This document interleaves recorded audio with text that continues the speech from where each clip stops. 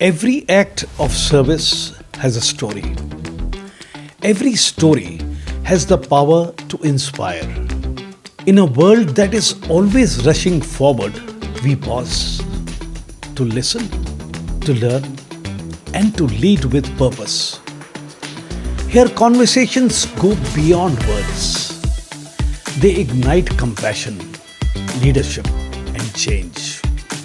This is TrueRotarian, where service meets storytelling. I am Hemant Bhasin. Thank you for being part of this journey. Let's begin.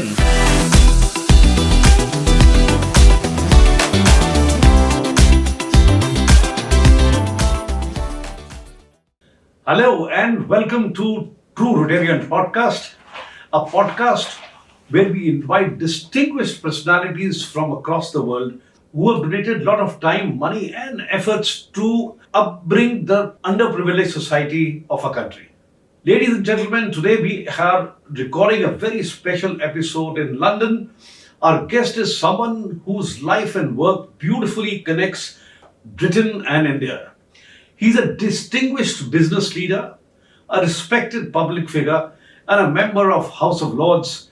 His journey spans two continents, beginning in Punjab and the years following the partition and eventually leading to a place in Westminster. It's truly an honor to welcome Lord Rami Ranger. Thank you so much for joining us, sir. Thank you, Hemantji, for inviting me to your show. So let's begin right from the start. Your story starts in a moment of dramatic history, which is the partition. A time of upheaval, millions of families, and you personally were affected. You lost your father. And how did the early events shape you? And how did your mother guide your family through that difficult period? Sir, I was born in a place which is now called Pakistan. It was pre-partition India. I was only 2 months old when the partition took place. My father was a local leader.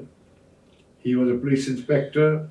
He refused to open. He was a public prosecuting inspector. He was double graduate, LLB and BSc honors. So he refused to open fire on unarmed protester in Sargodha. He was punished and he was posted to a tribal area where he resigned and he joined his friend in Multan and became a very activist. He realized the British want to divide and run, having through divide and rule policy. So he tried to warn the people, the then Muslim leader, not to cut it around, not to fall for the British policies. They want to divide us. They want to create, a hatred, rivalry between us. And then he was a marked man, those who didn't like him because he was against partition. And he would always say, India is not a shop which can be divided between families. It's a motherland. We have lived here centuries together. We share common value, history, heritage, folklore, language, food, everything. So why go our separate way? India will be secular, democratic country with one person, one vote. As a result, together we'll make our destiny. If we go our own way, we will never see peace in the subcontinent, because if you create country based on hatred, it'll be very difficult or impossible to remove that base. So therefore, one fine morning, DAV school, Multan students took out a procession against the partition of India. They got caught in communal riots. My father, being a local leader, he went to rescue them. He managed to save the student, but he lost his own life for Hindu-Muslim unity in India. So sad, sir. Very sad. So he was only young, 44 years old. My mother became a widow at the age of 35 with 8 children, and I, being posthumous child, I was born 2 months after the assassination of my father. So after my birth, and when the riots reached Gujranwala, where I was born, my mother belonged to Gujranwala. So we came on a refugee train to Patiala. And we were very lucky because our father's reputation saved us. You couldn't get on the train because the train was full of people climbing and holding on to every angle of the train. So, but my father's reputation was such. She went to the engine driver, told who she was, and he was disappointed that my father was killed, but he said, I'll help you. You sit on my coal tender, where they carry coal. So we all sat on the coal tender. I was in a lab. My mother was carrying other children. We all became black with the coal soot, faces black, clothes black. And every time the engine whistled, I used to go blue with fright. So throughout the journey, which is normally 3 hour journey, 4 hours, it took about 14 to 16 hours. Train would stop, it'll be looted, women were kidnapped, jewelry was snatched. It was a horrible, horrible time. But somehow we escaped because we were in the front in the engine. So when we arrived in Patiala refugee camp, my mother was intelligent. She picked up my father's newspaper cutting, certificate, letters. His friend were Swaran Singh, who became foreign minister of the country. and Hukam Singh, who became the speaker. So he had letter, Master Tara Singh letter, all these prominent people letter that he was very helpful to them. And then she presented to the local leader, Gyan Singh Raniwala at that time. And he was also shocked what a state of this lady, from where to where she has reached. And then he asked her, I'll get you a house. So we got a free house, free education for the children. And my mother was educated to the 8th class. So he got a job in a kindergarten school, primary school. And that's how we started our life without father, without our ancestral home and breadwinner. But my mother was a remarkable mother. She was a lady of courage and resilient. And she said, no matter what happened, you will starve, but you will study. She'll go and bring cast off clothes of a lot of people. And, here and there, she managed somehow. And luckily, my brother, he was 14 at the time of partition. He turned 16 and he saw in the newspaper, commission officer required, apply. He applied, he got selected. Wow. And fabulous. And then one by one, we realized this is the best way because we don't have the money for engineering or medicine or doctor or whatever. So one by my 5 brothers joined the Indian Army as commissioned officer, and my mother became the proudest Indian mother. My father's statue was already there for his sacrifice to save children. So now the Punjab government has erected another statue of my mother next to that of my father. Oh, that is fantastic. In Amritsar, for giving 5 sons Wow. to the defense of India. She was a state awardee from the governor of Punjab for being an outstanding teacher. She did a lot of good work. And although we had no money, but she instilled the right values. It's through values we have done very well. And I came to this country to study law in That was in 1971. 71. Yeah, yes, I read about that. Britain was not as friendly as it is today. We had no track record of success. We were a struggling community, and there was a lot of prejudice, bigotry, and hatred, racism. So I worked as a car cleaner because I said I'll make some money and go back. I sold my motorbike to come here, but luckily I was coming home one day. There was a sign on a shop, opening suit, Kentucky Fried Chicken, cook required, apply within. So I applied, 35p an hour as a cook. I got a job, I was a graduate, I was hardworking with right values, loyalty.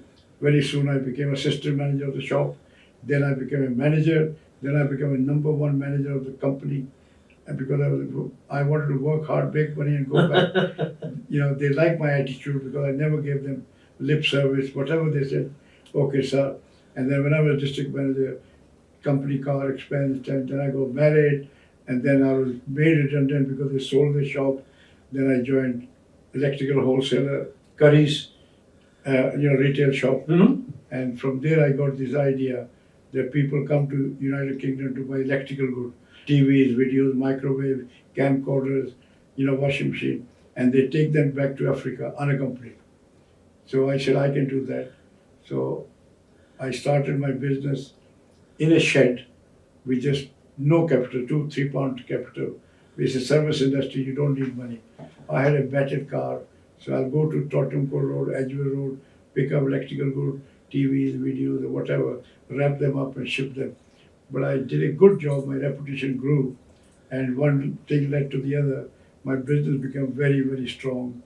And then people also from Africa used to buy expensive grocery like Heinz baked bean, McVitie biscuit, Cadbury chocolate, Nestle chocolate, Persil, Unilever product. So they would ask me to collect from suppliers and consolidate them into a container to take them back to Africa. So I was doing that, but my customer was struggling to source product. And I said, if I help them, I help myself. So I started to source product from them. Now they were buying all the product from me, and unwittingly I eliminated 7, 8 profit center. I was not charging them money, I was giving the cost to cost. I wanted to make freight money. And what I see, there was a queue of people trying to do business with me. You make profit while buying. If you're buying it right, you're selling it right. So my business just grew and grew and grew. And I won 1 Queen's Award in 1999 for export. And then an idea came to me that there's a market for Mercedes, but there's also a market for Toyota. Not everybody can afford a Chanel bag. Yeah. They still want a good bag. So let me try to give these products under my brand, which I don't have to pay them advertising, marketing, sales, or distribution costs. So I went back to the same manufacturers. I said, you make for supermarket, own brand. Can you make it for me under my brand? And they said, yes, you have to pay up front, you have to pay for packaging, you have to. So you see, business is all about merger, acquisition, or strategic alliance. True. So if you want to grow. I had no money to acquire a company, nor did anybody want to merge with me. The third option was to build a strategic alliance with people who were in my position. They wanted to grow the business, but they did not have the capital. So I worked with few distributors. I said, look, we'll make our product, same taste, same quality, but under our brand, it'll be 40% cheaper. Yes? And by giving people sampling, you will build the trust which the brands have. Yes? And they listen to me, and then we introduce our product, and from nothing to 200 million turnover in 20 years. And I won unprecedented 5 consecutive Queen's Award for. I was coming to that actually. That was my next question. Enterprise. So you started as a self-made entrepreneur, and you began with the humble resources, as you mentioned, and built Sunmark into a global enterprise. What motivated you to enter business, and how did your earlier years shape as a great leader and great owner of a 200 million pound, right, organization? It's very simple, because when we arrived here, they said when a bad employer doesn't employ you, you go and work for the competition. In those days, even the competition didn't want to employ us. We were left with only one choice, to work for ourselves. Yes, because there was a lot of prejudice, there was no promotion, there was a lot of problem. But the only saving grace we had was that we came from a old civilization, Sanatani civilization, where we have been instilled values from our ancestors, So Sanatani values gave us that we have to respect people, we have to work hard, we have to show loyalty, and we have to have empathy for others. Our motto is Vasudeva Kutumbakam, the word is our village. So our value system helped us integrate, work positively. We did not become negative in a negative situation. It would have been disaster. So I respect the value I inherited that made me the best among the rest. Even though I had no resources, but I was able to achieve success because of the value system I had put to use. Wow, that means that is the sort of reason why your organization got awards from the Queen for 5 consecutive years. It is fantastic, absolutely incredible story, sir. No other company has this accolade to date. And we've connected Britain to 130 countries through trade. Fantastic. So there is, when you reach that level of excellence in your business, obviously then you start talking about succession in the family enterprise. and which can be complex at times. Yet your daughter has taken a very predominant real leadership role, both in the company and also in the public life. Was the succession planned earlier? Or what advice would you like to offer to the entrepreneurial families in the country? You see, everything happens because you're made of circumstances. When the COVID struck us, because we export British supermarket product to developing countries, they suffered the most because they were very poor due to COVID. So my reaction was that I get out before. We had no idea how long the COVID will last. So I said, make hay while the sun shines. Right. So I offered my company for sale. So to those people who used to manufacture product for me. So they bought 75% share from me at a very good price, and I used that money to buy properties, warehouses, offices, like that, and gave my children a lot of security, more income from investment property. So having secured all my three daughters, because they're all totally different girls. One is in a public life, she's a counselor. The middle one is a gold medalist doctor. She's a consultant hematologist, married to a consultant orthopedic surgeon. They are both very busy. They have no interest in money whatsoever. They are Like a good doctor. they are dedicated. I even tell her, even though she's got a lot of properties, I said, give up, go part time. He said, no, I enjoy my work. I like to serve people. And the youngest daughter is another one. She's a very entrepreneur, and she has started her own business in cosmetic under the brand Bella, and she has taken Middle East by storm, and she is doing so well. She's based in Dubai, and so that's how it is. Unfortunately, I didn't have a son. I said, the girls will not have that much time or interest, or son-in-law may not get on with each other. So it's better I sell my 75% share and share my money while I'm alive, so there is no dispute after me. And I keep 25% with me till the end, me and my wife, by the way. And because without my wife's help, I wouldn't have achieved anything like what I've achieved, because she is one remarkable lady who went to work with Ministry of Defense. She brought salary. With that, her salary, we could have better house, send the children to private school, and I didn't have to watch my back because she was taking care of family, children, and everything. So I give her full credit that she was a pillar on which I stood, and I achieved whatever I achieved. And then again, my staff helped me a great deal, because you can't achieve much alone unless you have a staff who shares your vision. And my staff was such incredible.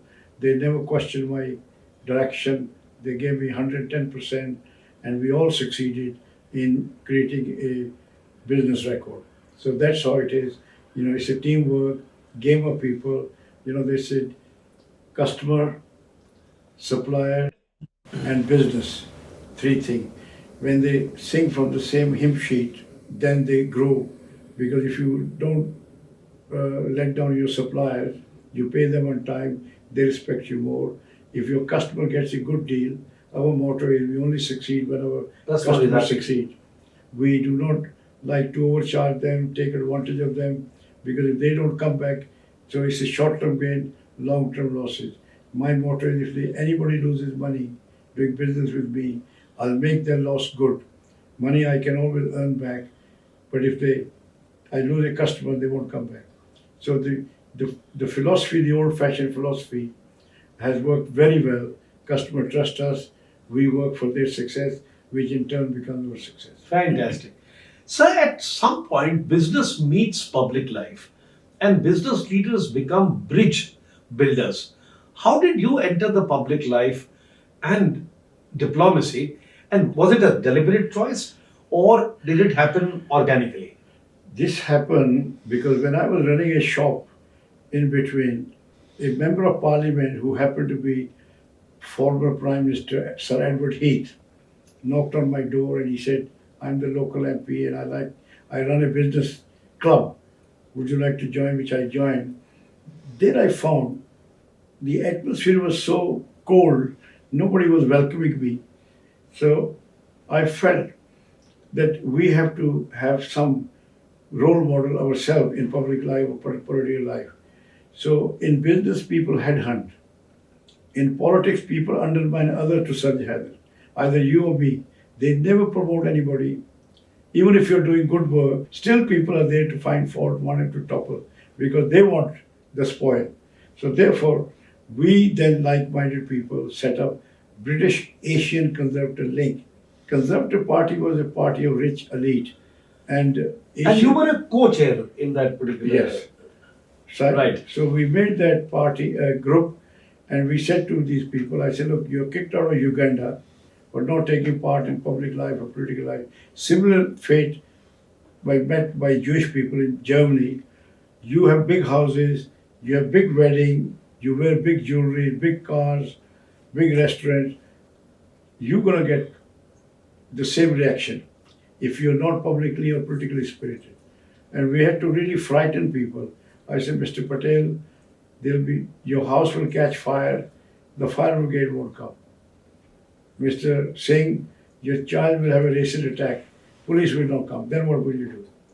And then slowly, over 30 years, we brought people into public life to the extent we also had a prime minister of Indian origin. Oh yes, we did have a Yes. very dynamic Prime Minister, Prime Rishi Minister. Sunak. So this is what happened. The longer journey began with the first single step. And you know, I'm very proud Indian, because if India had no respect, Indian diaspora had no respect. So therefore, wherever I could do something, for example, the Gandhi statue, I was the first to give £100,000, because without Gandhi, I wouldn't be in parliament if he had not liberated us. So many important tasks I undertook. I did first Hindu ball when they used to carry Lord Rama, Lord Krishna on t-shirt, carry bag, Ganeshji on doormat. Then I said, these people don't know about these deities. They inspired humanity long before any religion got recognition. True. Let me tell these people what these are important, these people. So I did in Hilton Park Lane, cost me nearly £110,000. I brought 750 people. I gave table to every government department. Then I showcased the contribution of Hindu community in enriching Great Britain. I said these guys they work very hard, they pay taxes, they invest in their children who are high achievers, they commit very little crime, and they don't create a group within a group, they work with the flow. And you are making joke of these people who inspired them to be what they are today. Mm-hmm. They had no idea. He said, okay, we didn't. Now the government department has Hindu advisor telling them, before they were giving Scotch broth to Hindu prisoners, Mm-hmm. beef soup. So, you have to do something. For your society. Yes. So because I had the opportunity to do something, but I was also doing for my own family, that my next generation will not have to go through what I went through. True. And how do you describe the Indo-UK relationship today? This Indo-UK relationship is made in heaven for very many reasons. First of all, we have been working right from the David Cameron. We have been working for free trade agreement, because in United Kingdom, being a small country, again needs strategic alliances, because they are small country. They now left Europe as well. So therefore, they also need to have alliances without the condition that you have to take immigrants. That's why they left EU, because they said you have to have free movement of people. And because the British economy was very strong, and people from Romania, Poland, Lithuania, all these, Albania, they came. Just see, it took Indian people 100 years to reach million number. Poland in 10 years reached million, because they came here so quickly.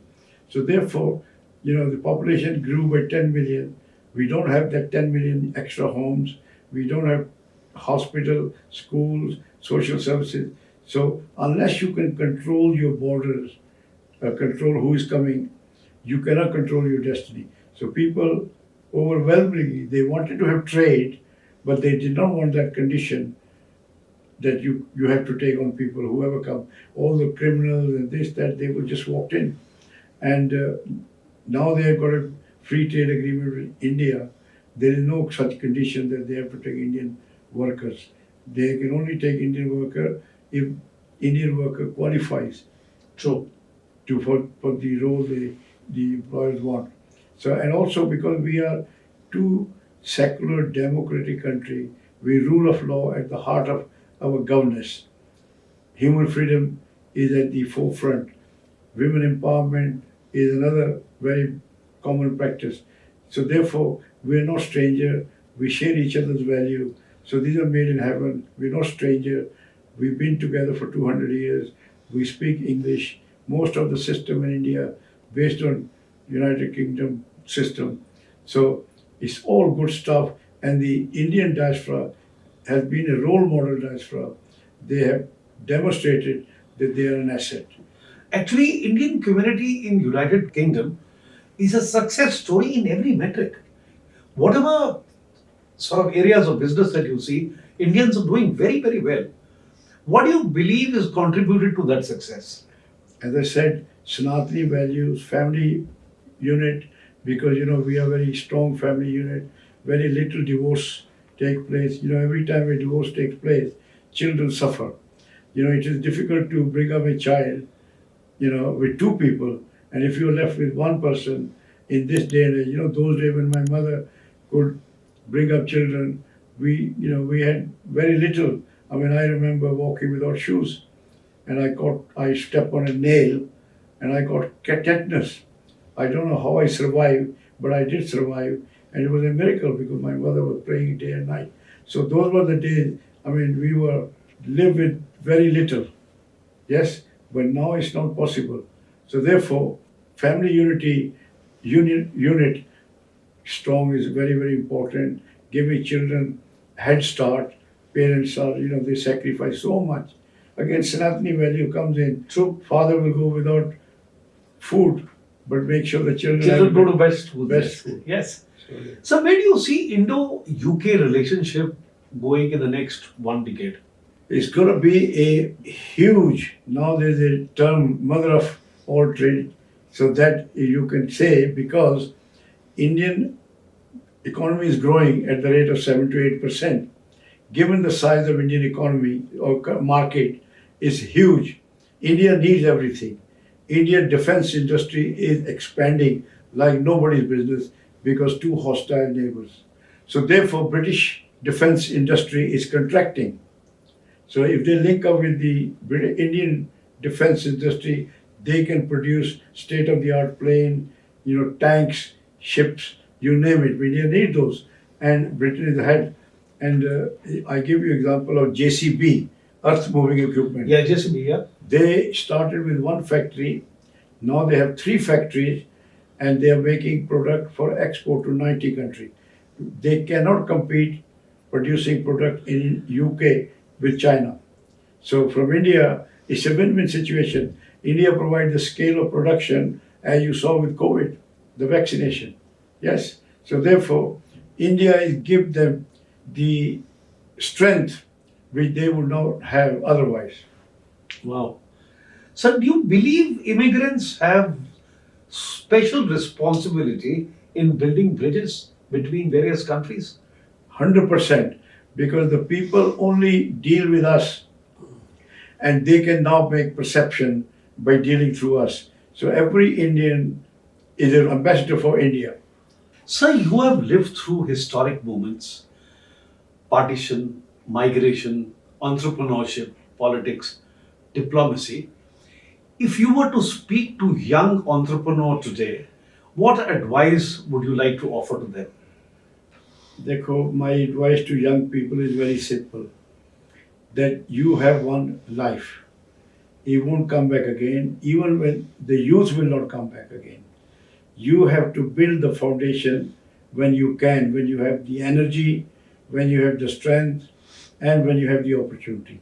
If you leave it too late, it could be too late as well. It is ever-changing world, ever competitive world. You have to rise above the rest, and you have to rise the rest with many things. You have to rise above with your education, with your attitude, with many principle, value, qualities which I always share with young people. And I say there are 5 qualities you must have if you want to be the best among the rest. First of all is your self-respect. You cannot let people insult you because you came to school late or you went to office late. You were very badly dressed. You were not telling the truth. You were making lies. You were lazy. So you got to have your respect intact with your action and deed. You have to have commitment. Without commitment, you must have heard the story of hare and tortoise. So if no matter how clever you are, how educated you are, if you do not show commitment to your cause, you will never succeed against competitive world. There's a lot of competition. Ethics is very important. Without ethic, you cannot build a world-class company or you cannot build the reputation needed for people to take you seriously. So ethic is very important. You're working ethically, your customers are not suffering, your suppliers are not suffering, your staff is being trained properly because business is a game of people. If your staff is not empowered, they will not be able to contribute as much they should. So therefore, and there's another one, you have to have empathy for others. You have to empathy. You can't have an attitude, I'm all right, Jack. You have to make sure that you feel and you work with people with empathy and make sure that they never suffer as a result of your attitude. I could care less attitude. Finally, you have to have a vision. Without vision, you're a headless chicken, unable to find your destination. You have to have an objective, you have to have a goal, and then you have to plan how I got to reach that goal. You know the people who climb Mount Everest, they have a plan, they try, they practice, they have camps, and this is how you will reach your objective. You have to join bodies and institution or organization which are in your chosen field to help you keep abreast of what is going on in your industry. So, and also you have to make sure that you work very seriously. Wow.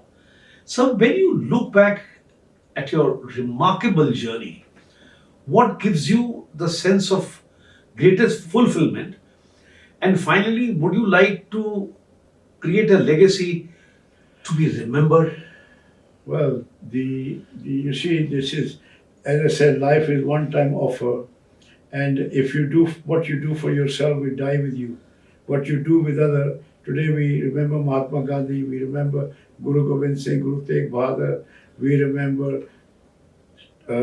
Sardar Patel, who unified India, made India one, and gave us a modern India. And from that day to now, India as one has progressed like nobody. We were a fragmented country when we became independent. If we remained fragmented, we could never defeat China or Pakistan. But today we are a formidable force, formidable economy because of the India unity.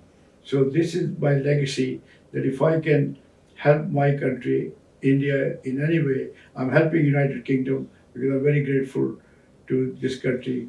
When I came here, I had nothing, but I now have everything and more because of British sense of tolerance and fair play.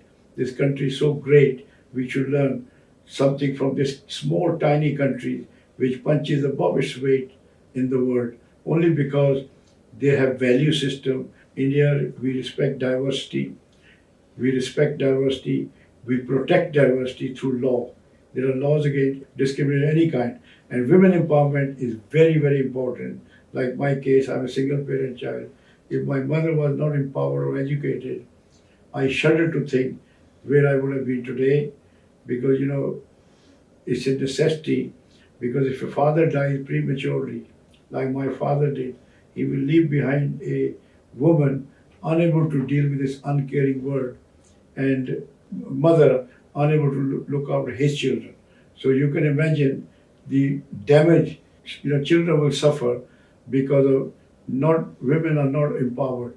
What women cannot experience themselves, they cannot impart into their children. So these are very simple values. You don't have to go to Harvard or Cambridge or Oxford. You have to use your common sense. We are all blessed with sight, but if we are also blessed with vision, then we are unstoppable. Sir, thank you so much for sharing your journey with us. It is a story of resilience, enterprise, integration, and service.